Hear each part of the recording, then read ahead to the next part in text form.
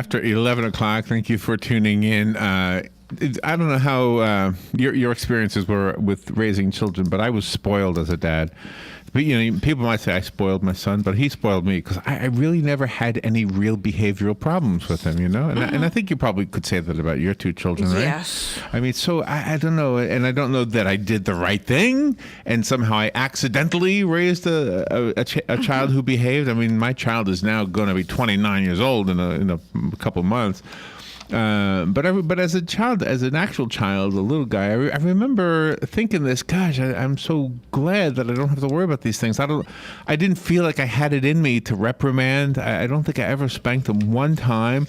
The only thing I remember is pulling off the side of the road one time and just having a talk to him because he was kind of, he was disappointed that he couldn't get a toy that he wanted, and I didn't have the money for it, and so I had to pull off the side of the road. And I don't think I yelled at him, but I felt like I was a little annoyed, but that was it. That's the only thing I can remember, and I'm sure he doesn't even remember that. I was really little.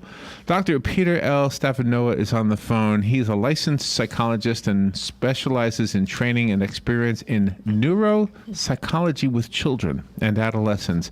There's a book he has written called Stress-Free Discipline: Simple Strategies for Handling Common Behavioral Problems. Dr. Stavinoha, good morning, doctor. Good morning. Thank you for having me. You're welcome. There's a radio commercial, and I don't know the brand or whatever it was, but there's a lady. She identifies herself as a mother and a doctor, and her son was misbehaving terribly. And now she wrote this book, has this program to help you, almost overnight. It sounds like it's going to be a miracle cure. I don't know if you've ever heard that commercial, but I always thought, well, you just told us you weren't you did not have a good situation, and now you do. So I don't know. Is that actually possible to turn a switch almost and make somebody behave? I suppose if you turn a switch as a parent, because a lot of child behavior is going to be shaped by how parents are responding and how they're proactively creating a relationship and sort of a positive culture with their kid. And so if a parent can change overnight, then I suppose that it's possible that kids could change. Most kids don't, though. Most kids have these habits that have been very successful for them, and so they're going to challenge any kind of new approach, and parents just need to be ready to withstand that. Do you think it's because parents want to be friends and not true parents? I think that's a lot of it. There's certain parents, I think, that really do have trouble setting those limits. They don't like to get that negative reaction from their child. I remember when my son was little, the worst thing in his mind that he could tell me was that I was not going to be invited to his birthday party. And so when he was really angry with me, that's what he would say. And I know some kids will say, I hate you, I don't love you. And, I think as parents we need to sort of have Teflon skin and just let those sorts of things bounce off and realize what he's really saying is, I'm frustrated that you're setting and enforcing this limit. And that gives us confidence as parents to sort of follow through with that and be consistent, recognizing that in the bigger picture that really is the right thing to do. Well, I can relate to that. I actually wanted to be my son's friend. I think I am actually now. And I think I was for a lot of, I think during like the 16, 17, those years, I mean, I felt like I was there. I felt like he was wanting me to stay away. Sometimes. I don't know. The good news is, as you were describing, I mean, the kids do have very different temperaments, and so I also have a very easy kid, and I wish I could take credit for how he's turned out. And I think we can take some credit for that because we probably did make some good decisions along the way. But some kids are easier. Some kids are much more difficult, though, and they're going to be much more challenging even when parents are doing all the right things. So what does the book help us with? So one of the primary ideas in the book, and trying to make it different from what else is out there, is not just saying to parents, here are the strategies to use in how to react to your child when they misbehave. There's tons of books out there, and I would tell parents, go out and buy them if that's what you really need. What our book focuses on is helping to understand where these behaviors are coming from and then you can choose strategies and adapt strategies, and we provide the strategies, but the whole idea is to provide things that parents will then adapt to their situation. And so the core of the book is really an understanding how kids are operating and why they do some of the things that they do, and how we as parents sometimes inadvertently do things that actually end up reinforcing those behaviors that we don't want to see anymore. So does the advice that you give parents apply to teachers and other adults in a child's life? Is it the same advice, or is it two different sets of advice? It really is, yeah, because the principles of understanding that child's behavior and where it's coming from, they don't change depending on the context.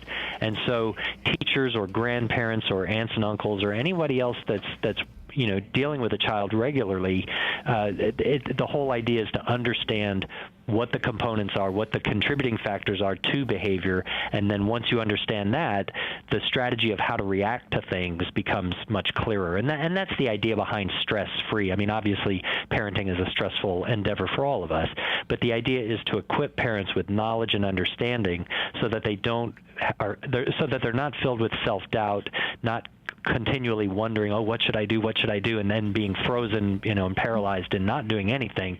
And instead, we understand the behavior, we take an appropriate action, and we feel confident that we've done the right thing. Even though, we may still see episodes of that behavior in the future, if we do the right thing each time, those episodes will eventually go away.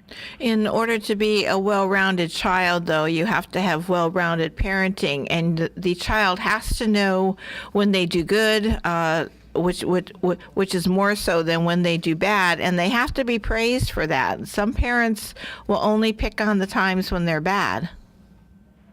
I am so glad you brought that up, because that is something I see over and over, is that parents, like the child only is paid attention to when they misbehave. And so otherwise, the good episodes, the times when they're behaving positively and behaving well, the parents pay no attention to the child and basically just take that for granted. And so in understanding how the child is behaving and what's reinforcing, well, if the only time the child gets attention from parent is when they misbehave, what do you think is going to happen more? Because that's how they're getting parent attention.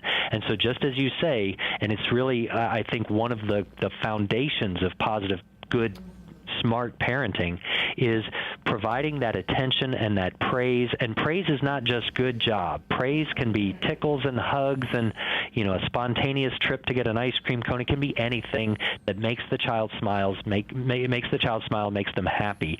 And I think parents should just very specifically tie that praise to the behavior that they saw that reinforces then for the child that, you brushed your teeth when I asked you to. That's so great. I'm so happy with you. Just letting them know exactly what they did that achieved that positive outcome. And I mentioned that my son he's going to be 30 next year, but I remember one time finding an assignment. I guess he had a school. He had to write something, and it was about one of the vacations we took. And I'm reading in his young handwritten pencil paper schoolwork the great time he had with his dad and on this vacation. And I thought, oh gosh, that is so beautiful. It made me feel so good. And so I want to interject that into this. Do you think that kind of anchoring, because in my memory, I have a lot of anchor points, or I couldn't be with him 100% of the time. And I was with him a lot of the time. I wasn't an absent dad at all. But still, he's at school. I was divorced from his mother, so he was with his mother a lot. But I was with him a lot. But then I had these anchor times where we spent like 2 whole weeks where we'd go to the Grand Canyon and that kind of thing. Yeah. Yeah, those are really important things. And I think, especially in those times when physical presence is going to be somewhat intermittent, you definitely want to take advantage of those times. And I would just remind parents, it's not always going to be about some big event. Going on a trip is wonderful, but sometimes it's just those spontaneous moments where a child and a parent really connect, and that's going to be the anchor point for the child. That's what's going to be what they remember. And I think parents just need to be available and open and listening and willing to communicate with their kids so that they can take advantage of those spontaneous times as much as anything. Really great conversation. The book is called Stress-Free Discipline. It is written by actually 2 authors. It says Sarah Au. Is A-U? Au? Okay. And our guest, Dr. Peter L. Stavinoha, is the book. Do you have a website that you can let us know about? Sure. The book is easily available on Amazon.com. It's out now, and then hopefully it'll be in bookstores. If not now, it should be soon. And then we also have a website, stressfreeparent.com. Okay, excellent. I know you have a bunch of interviews to do this morning. Thank you for taking time to be on our show, Doctor. And I love this conversation. The best thing that ever happened to me was becoming a parent. So I really embrace these were great. Oh, I'm glad to hear that. And I know it's true for Robin and her husband as well. All right, we will take a little break, and we'll be right back. The weather is brought to you by myfwc.com. Safe boating is no accident.